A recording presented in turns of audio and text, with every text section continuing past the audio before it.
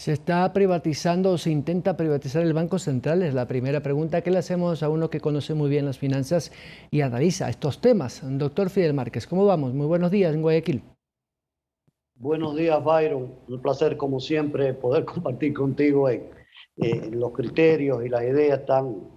bueno, en primer lugar, yo creo que lo que se quiere hacer es devolver un poco al Banco Central la autonomía que perdió en un momento dado cuando se pensó que el Banco Central, que siendo parte del Poder Ejecutivo, y hay que decirlo de esta manera también, es una entidad que tiene que velar por la buena salud del esquema monetario que tiene el país. Entonces, ¿cuál es la función principal de un banco central en caso de que, como nosotros, esté en dolarización? En primer lugar, es velar porque se tengan las reservas necesarias para poder enfrentar que el esquema monetario funcione libremente, que las políticas monetarias que se apliquen en el país, sea en el caso de la dolarización, que tienen que ser políticas mixtas que al parecer no entendieron o no entienden algunos especialistas de cómo debe funcionar un esquema de dolarización, y donde se tienen que tener determinadas reservas que evidentemente, si usted considera que no debe tener la autonomía requerida, esa entidad va a comportarse como una caja chica del gobierno de turno. Y eso es lo que se trata de evitar, a mi modo de ver, fundamentalmente en esta ley de protección de la dolarización y fortalecimiento y retorno a la autonomía del Banco Central. De lo que dice el candidato Arauz, él se va a oponer radicalmente, dice, de ser elegido, por supuesto, que desmontará eso. Dicen los expertos y algunos análisis políticos que la oferta del señor Arauz de entregar $1.000 a quienes se hayan inscrito en este bono, en este ofrecimiento de campaña, iba a ser financiado a través de la liquidez del Banco Central. De las reservas. No sé si eso se Claro, puede. de las reservas que se tienen en el Banco Central, y entonces le quitaría liquidez al Banco Central y por tanto le estaría restando respaldo al proceso, al esquema dolarizador que tenemos en el país. Entonces, es una visión de la función que debe tener el Banco Central. Aquí se están enfrentando dos visiones distintas de cómo concebir el esquema de dolarización y para qué debe servir el Banco Central en dolarización. Efectivamente, esto es un tema bastante técnico, pero claro, puede caer en el ámbito político de la demagogia. Y Por como supuesto. todavía estamos en un ambiente electoral, en la Asamblea puede suceder cualquier cosa, pero me parece que más allá de la suma y resta de votos en la Asamblea, es importante que la gente pueda entender que el Banco Central debe mantener una autonomía, más allá de que pertenece al gobierno central efectivamente, y ya dejó de ser el ente emisor de la moneda. Sí, es el administrador de estos fondos que representan a todo el sistema financiero para protegerlos. Pero también se ha hablado de que en este proyecto de ley también se puede reformar en alguna otra manera las tablas o las bases para los valores de las tasas para el crédito, uno de los temas también que han sido abordados por algunos de los candidatos. ¿Podría también tener este aspecto regulatorio de las tasas de interés, por ejemplo? Claro, de acuerdo a lo que se está planteando, pudiera tener, pero si se hace técnicamente este proceso y además se deja en función de acuerdo al comportamiento de los mercados, porque ¿por qué no bajan las tasas de interés en el país? En primer lugar, porque no somos un país atractivo para que venga capital fresco del exterior. Entonces yo creo que de aquí la importancia de tener políticas mixtas que nos permitan a nosotros atraer capital fresco que pueda venir al sistema financiero nacional y por esta vía aumentar un poco la competencia, y sería de crear las condiciones para que bajen las tasas de interés con mecanismos de mercado. Y esa sí es función que puede darse a través de la Junta Monetaria. Claro, evidentemente esto va a ser una reforma que va a generar alguna expectativa, sobre todo para el sector financiero, en este caso para la banca privada. De estos finalistas que tenemos ya prácticamente definidos, habrá que ver qué pasa con el señor Lasso o el señor Pérez, pero son dos propuestas, digamos, económicamente opuestas. El señor Yacu Pérez, por ejemplo, dice que la minería o los recursos naturales deben quedarse bajo tierra. El señor Lasso tiene una propuesta mucho más de libre mercado. Incluso se habla también de generar otras medidas como para ampliar la capacidad de Ecuador de exportar, etcétera, etcétera. Versus la del señor Arauz, que todos ya sabemos cuál es la línea o el lineamiento dentro de políticas económicas. Una de esas ha dicho la repatriación de capitales de 30.000 millones de dólares que dice él que hay ecuatorianos que la tienen afuera. Realmente no sé dónde saca esa cifra o la información. Y también la generación de un impuesto al patrimonio. Con esas tres propuestas de estos candidatos, que cualquiera de los tres podría ser gobierno, los indicadores económicos podrían prender la luz amarilla, por no decir roja. Sí, por supuesto, y pudiera y lo vamos a ver reflejado inmediatamente de acuerdo a las tendencias. Ahorita acuérdate, Byron, que estamos en un compás de espera. Y esto se refleja inmediatamente y automáticamente en el riesgo país que podamos estar teniendo, que es la percepción que nos tienen a nivel internacional. Hay que ver el comportamiento, cómo se dan las cuestiones de Arao. Ya sabemos la propuesta que tiene, la tendencia, porque de una u otra manera es la continuidad de la política económica del gobierno de Rafael Correa, que el mercado internacional ya lo tiene bien tasado, sabe lo que hay.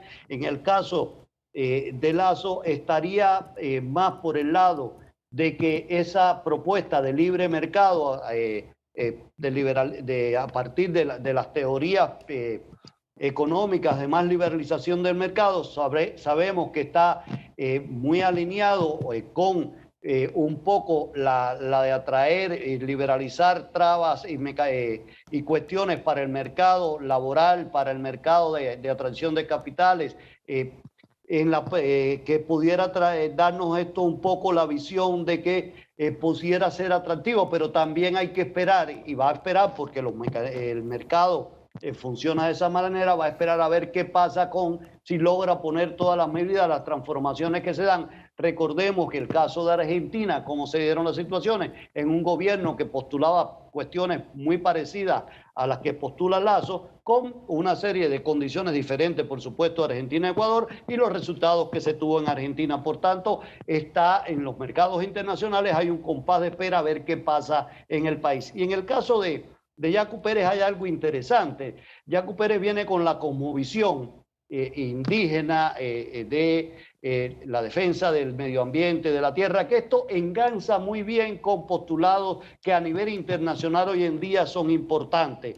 Y tenemos que el propio gobierno de Estados Unidos tiene una postura relacionada con la protección ambiental fuerte en las características del gobierno de Biden, pero yo quiero más ver a lo interno, ¿no?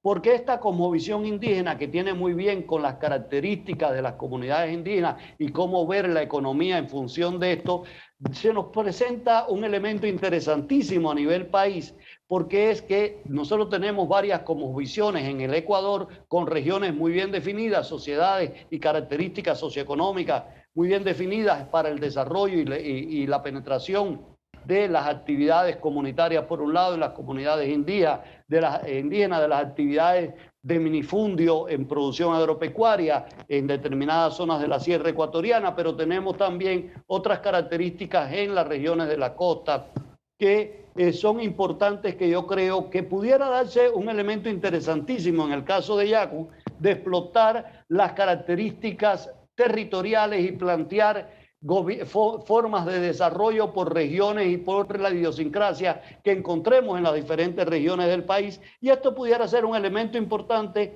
y bien interesante para proponer un modelo descentralizado de gestión de acuerdo a las características y la idiosincrasia de cada región ecuatoriana.